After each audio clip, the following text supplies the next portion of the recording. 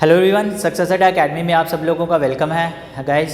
जिन्होंने भी हमारा ऑनलाइन कोर्स परचेज किया था तो काफ़ी देर से उन बच्चों की डिमांड आ रही थी कि सर इंग्लिश को लेकर जो स्ट्रैटेजी है वो शेयर कर दीजिए, मैम को बोलिए।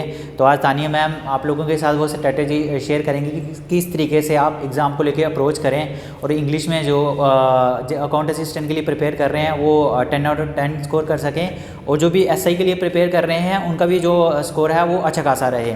तो इसी के साथ साथ गाइस एक और अपडेट आप लोगों के लिए, हमारा नया बैच जो है वो 8 फेब से शुरू होने जा रहा है। जिन लोगों को पहले बैच में स्पेस नहीं मिल पाई है तो वो जो मंडे से बैच शुरू हो रहा है उसमें अभी भी रजिस्ट्रेशन ओपन है, आप रजिस्ट्रेशन करा सकते हैं और वो वाला बैच ज्वाइन कर सकते हैं। और वो तो तानिया मैम शेयर करेंगे। Thank you sir, thank you. Hello everyone, welcome everyone. हम लोग अभी यहाँ पे डिस्कस कर रहे थे अपनी स्ट्रेटजी को लेके। मेरा सब्जेक्ट इंग्लिश को लेके है। अब यहाँ पे सबसे पहली चीज़ जो मैं एक ही बात बोलूँगी कि हम लोग क्या करते हैं ना, कोई भी पेपर के लिए जब जाते हैं, इंग्लिश तो उसका कोर सब्जेक्ट रहता है, लेकिन हम सबकी प्रॉब्लम सबसे ज़्यादा ये होती है कि हम लोग इंग्लिश को बहुत फॉर ग्रांटेड लेते हैं, क्योंकि हम लोगों को सबको ये लगता है कोई बात नहीं, देखी जाएगी, इतनी तो आती है हमें। और जो इतनी आती है ना, फिर हम लोग क्या करते हैं, जितनी जचा के और इतनी आने के चक्कर में करके आए होते हैं, और जब शाम को आंसर की आती है ना, वो सब गलत हो जाती है, वो हम ही पे उल्टा बैकफायर कर जाती है। यही एक इंग्लिश कोई मुश्किल सब्जेक्ट नहीं है। बेसिकली इंग्लिश पूछे तो क्या ही है, एक लैंग्वेज ही तो है।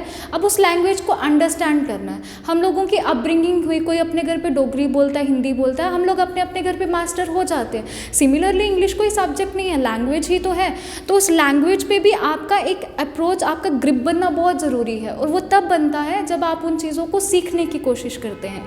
हम लोग बहुत सारे बच्चों को देखते हैं, जब उनको पढ़ाया जाता है ना, वो बोलते हैं मैम बस, क्योंकि वो अपने कंफर्ट जोन से बाहर नहीं आना चाहते। लेकिन जो बच्चे बस बोलेंगे ना, उन्हीं लोगों को ये इंग्लिश ना उतना ही ले डूबती है। आपकी सिलेक्शन इसकी वजह से रुक जाती है।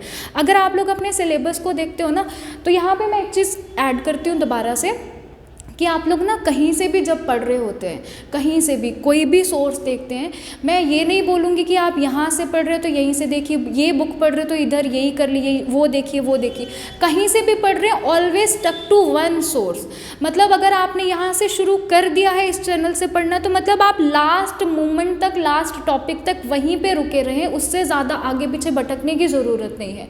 क्योंकि आप क्या करते हैं, जब आप ना वेरियस टीचर्स के पास जाते हो ना पढ़ने के लिए, यहाँ से ये पढ़ लिया, वहाँ से वो पढ़ लिया, आप क्या करते हो, सिर्फ नोट्स बनाते जाते हो, इन्फॉर्मेशन कलेक्ट करते जाते हो, बट आपने सिर्फ गैदर किया, लेकिन आपको याद तो कुछ भी नहीं है ना। और यही गलती बच्चों ने पंचायत अकाउंट असिस्टेंट आपके सामने ही पता है, ये गलती उन्होंने की थी। तो इन गलतियों को दोबारा रिपीट ना करें। तो मेक श्योर जब भी पढ़ रहे हैं, only stuck to one source. किसी टीचर से पढ़ रहे हैं तब भी एक टीचर पे रुकिए। किसी बुक से अगर पढ़ना चाहते हैं ना, तो भी एक बुक पे रुक जाइए, ज़्यादा मत भागिए। अब उसके बाद बात करते हैं, अब आप अप्रोच कैसी रखें। जब बच्चे क्या करते हैं ना, जो बिगिनर होते हैं, उनको ज़्यादा नॉलेज नहीं होती, तो वो क्या करते हैं, उनको जहाँ से मिलता है ना, वो डालेंगे कि ये वाला चैनल किसी ने बोल दिया था, उसका चैनल का नाम डाल के वो पढ़ना शुरू हो जाते हैं। अब आप यहाँ से पढ़ रहे हैं तो भी, अगर किसी और से पढ़ रहे हैं तो भी, दोनों पे एप्लीकेबल होती है ये बात।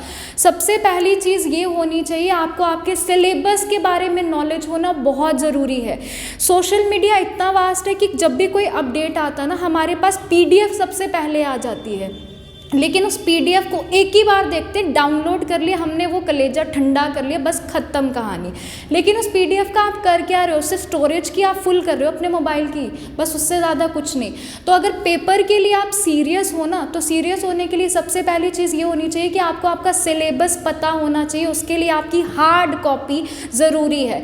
छोटे कोई पेपर दे रहे हैं, कोई 4th क्लास का, कोई किसी का भी, UPSC लेवल, कोई भी बच्चा जब तैयारी सीरियस होके करता है, उसके पास उसका सिलेबस सबसे पहले होता है। सिलेबस पहले पता है ना, तब मानो कि आप सीरियस हो। तो अब आपकी दूसरी जो स्टेप रहेगा वो रहेगा आपकी अप्रोच। अब पढ़ना कैसे है। अगर किसी ने ये चीज़ सोची कि किसी पेपर में 10 नंबर की इंग्लिश है देखी जाएगी, तो वो लोग बच्चे उन लोगों से पूछ ले जिन्होंने साइंस को ये चीज़ सोचा था कि 10 नंबर की है, हो जाएगी। लेकिन उस साइंस ने, जिसने पढ़ी थी उसने उसको स्कोर दिलाया, जिसने नहीं पढ़ी थी उनका सिलेक्शन रुका भी है। ये चीज़ प्रूव हो चुकी है। तो इसीलिए इस चीज़ को आप लोग मार्क माई वर्ड्स कि जब भी पढ़ें, अप्रोच बहुत ज़रूरी है। वेटेज पे कभी मत जाएं, इक्वली उनको सबको आप इम्पोर्टेंस दें। अब आप लोग सिलेबस की अगर बात करें, मेरे पास अगर सिलेबस है ना, तो मुझे टॉपिक वहाँ पे सबसे पहला लिखा गया था टेंस।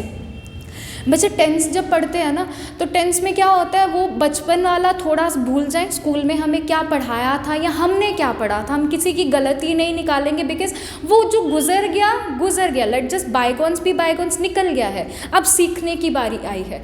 तो इसीलिए आप टेंस को जब पढ़ेंगे ना, उसको एक इतने अच्छे तरीके से पढ़े, क्योंकि अगर आपका टेंस का बेस लेवल रेडी हो गया ना, तो उसके बाद अगर आपने उसको अच्छे से, मैं दोबारा से इस वर्ड पे जोर डाल रही हूँ, अगर आपने अच्छे से पढ़ा है, सिर्फ रूल रटे हैं ना, तो उससे कुछ नहीं होगा, मेक श्योर उससे कुछ भी नहीं होगा। अगर आपने अच्छे से एनालाइज किया है कि दो डिफरेंट टेंस में फ़र्क क्या होता है। मैं अगर यहाँ पे किसी से पूछूँ ना कि प्रेजेंट परफेक्ट और पास्ट इंडेफिनिट में फ़र्क क्या होता है, तो बोलेंगे कि जो हो चुका है, पास्ट जो हो चुका है, बट डिफरेंस क्या होगा आपको पता नहीं होगा। बहुत सारे लोगों को, बट कुछ को पता भी होगा, आप प्लीज़ जजमेंटल मत होइएगा यहाँ पे। अब क्या होता है कि जब आपको ये चीज़ों का डिफरेंस पता है ना, तो डिफरेंस से क्या होगा, आपके एरर्स बहुत अच्छे से बनेंगे, आपको जो चीज़ पूछी गई है ना बहुत अच्छे से बनाएंगे। और अगर टेंस अच्छे से पढ़े हैं, तो आपकी नरेशन और आपके पैसिव एक्टिव वॉइस ये भी उसी से बनेंगे। यानी एक टॉपिक प्रिपेयर करेंगे तो दो उसके साथ में, यानी आपने अपने 3 से 4 नंबर, हो सके कभी तो 5, अदरवाइज 4 नंबर आपने फिक्स कर लिए 10 में से। लेकिन ज़रूरी क्या है, टेंस को अच्छे से पढ़ना। उसके बाद मॉडल्स की बात करें, मॉडल्स में बच्चे, मॉडल्स कुछ अलग नहीं होते। मॉडल्स में ये जो आप डेली यूजेज में आप बोलते हो ना कि कैन, कुड, शुड, वुड, ये बेसिकली यही होते हैं। अब इनका यूज़ कहाँ कहाँ होता है हमको ना कभी पता नहीं होता है। अब आप किसी को जैसे बोलते हो ना शुड के बारे में, यू शुड, उसका मतलब क्या होता है कि तुमको ये चीज़ करनी चाहिए। आपने कहा यू मस्ट, उसका भी मतलब हुआ तुमको करना चाहिए। आपने कहा यू हैव टू, इसका भी मतलब हुआ करना चाहिए। लेकिन हमने वर्ड्स डिफरेंस क्यों चूज़ किए यहाँ पे, उसका ये होता है जब आप शुड का यूज़ करते हो ना, आपको वर्ड्स, कोई भी वर्ड जब आप बोल रहे हैं उसका यूजेज एक्चुअली में क्या है वो पता होना बहुत ज़रूरी है। जब हम शुड के बारे में पढ़ते हैं तो शुड हमें सिखाता है कि वो जनरल सेंस में कही गई किसी को भी कोई एडवाइस या सजेशन हो सकती है, लेकिन जो सुनने वाला है अब उसकी मर्जी है वो उसको माने या ना माने। जैसे मैंने किसी को कहा you should change your shirt या you should buy a new car, मैंने तो अपनी ओपिनियन, अपनी सजेशन उनको दे दी, अब उनके ऊपर डिपेंड करता है कि वो ये चीज़ करें या ना करें। आप मस्ट के बारे में सुनते हैं, मस्ट का मतलब होता है करना चाहिए, लेकिन मस्ट हमें सिखाता है कि जिस वर्ड में क्या हो, जो आपको इंसान बोल रहा है उसका कंसर्न भी वहाँ पर हो। जैसे आप कहते हैं you must visit a doctor, तुम्हें डॉक्टर को दिखाना चाहिए, तुम्हें डॉक्टर को दिखाना ज़रूरी है, इंपॉर्टेंट है, साथ ही साथ जो बोल रहा है उसका कंसर्न भी है। उसी तरीके से हम लोग हैव टू भी पढ़ते हैं और बहुत सारे वर्ड्स ऐसे वाले। तो अगर आप लोगों ने ये वर्डेज पे अच्छे से ग्रिप बना ली ना, तो आपके मॉडल्स भी यहाँ से पक्के हो गए, यानी 1 नंबर आपको यहाँ से भी मिल गया। आर्टिकल्स किसी से पूछते हैं, बच्चे कहते हैं A and the, A and जो आपका कॉमन हो गया, द जो आपका डेफिनेट हो गया। इतनी बात तो एक छोटे बच्चे को भी पता होती है, तो फिर आपसे कंपीट क्यों कराया जा रहा है। तो आपको आर्टिकल्स भी बहुत अच्छे से पढ़ने हैं, फॉर ग्रांटेड ना लेके, क्योंकि आपको एक बार, मैं ये भी क्लास में बहुत बार बोलती हूँ कि आपको ना एग्जामिनेशन पॉइंट ऑफ व्यू से हिट तो कर रहे हैं अपने ऑप्शन को, लेकिन ये इंग्लिश जो ऐसी है ना, जब आप किसी चेयर पर बैठोगे ना, एक इंस्पेक्टर की, सब इंस्पेक्टर की, कोई असिस्टेंट की पोस्ट पे आप किसी चेयर पे बैठ रहे हो, that means you have a responsibility. आपको कभी भी कुछ लिखने के लिए भी बोला जा सकता है। तो ये जो छोटी छोटी चीज़ों को अगर एक बार सीख रहे हो ना, तो ये आपको लॉन्ग रन में भी बहुत काम आएंगी। तो इसीलिए आप उसको उसी तरीके से पढ़ें। प्रेपोजिशन की बात करते हैं, अगेन आपके पास आपके पेपर में 1 नंबर का क्वेश्चन बनता है यहाँ से प्रेपोजिशन में। तो प्रेपोजिशन भी बहुत आसान होती है। हम लोग अगर कहीं पे, आप लोगों ने बाय का सुना होगा, बी वाई बाय, तो इस बाय का यूज़ कहाँ कहाँ होता है आपको सिखा दिया जाता है, सिर्फ यहाँ होता है, सिर्फ यहाँ नहीं होता, उसके अलावा और बहुत सारी चीज़ों में होता है। जैसे बाय के लिए आप किसी से टाइम पूछने की बात कर रहे हैं, तो आप कहते हैं what is the time, by your watch, यानी इससे सीखा कि जो भी टाइम सोर्स की बात होगी उसके लिए हम लोग बाय का यूज़ करते हैं। आप यहाँ पे कैसे आए, बाय कार, यानी कभी ट्रांसपोर्ट सोर्स की भी बात की जाए उसके लिए भी आप बाय का जिक्र करते हैं। तो ये छोटी छोटी चीज़ों को ब्रीफली पढ़ना बहुत ज़रूरी होता है। उसके बाद एक्टिव पैसिव आपके हो चुके हैं। मैं एक यहाँ पे आपको नज़र डलवाऊंगी सिनोनिम, इंटोनिम और इडियम फ्रेजेस पे।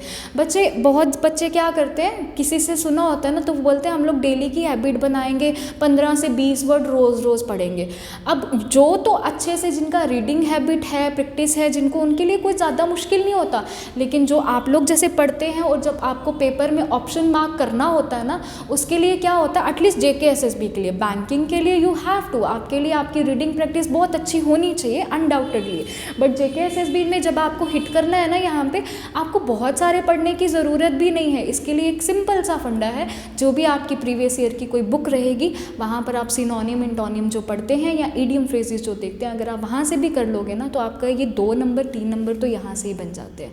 तो आपकी अप्रोच बहुत अच्छी होनी चाहिए। मेक श्योर जब भी पढ़ रहे हैं ये सारी चीज़ों का ध्यान रखें, और अगर टेंस को पढ़ रहे हैं एक ग्रिप अच्छी सी बनाएं, ताकि आपके 2 आने वाले टॉपिक उसमें क्लियर हो जाए। प्रीपोजिशन भी आप लोग सीखोगे कैसे पढ़ रहे हो, लेकिन जिससे भी पढ़ रहे हो अच्छे से पढ़े, मतलब एक बार तो आखिरी बार। अभी पढ़ रहे हैं, इसके बाद इंग्लिश दोबारा पढ़नी ही नहीं है, मुश्किल लगेगी ही नहीं, लेकिन अगर बर्डन मानोगे तो फिर ज़रूर लगेगी। तो मेरे लिए बस इतनी ही थी आपके पास स्ट्रेटेजी। इसके अपार्ट अगर आप लोगों को कुछ लिखता है तो आप सर को बोल सकते हैं, then we will discuss later. ठीक है, thank you so much guys. काफ़ी सारी चीज़ें हैं जो मैम ने आप लोगों के साथ शेयर कर दी हैं, तो और जो नए बैचेज़ हैं वो भी मैंने आपके साथ शेयर कर दिया है कि 8 फेब से नए बैच हमारे शुरू हो रहे हैं। तो रजिस्ट्रेशन ओपन है, आप ऑफिस विजिट कर सकते हैं, रजिस्ट्रेशन करा सकते हैं। Thank you very much guys.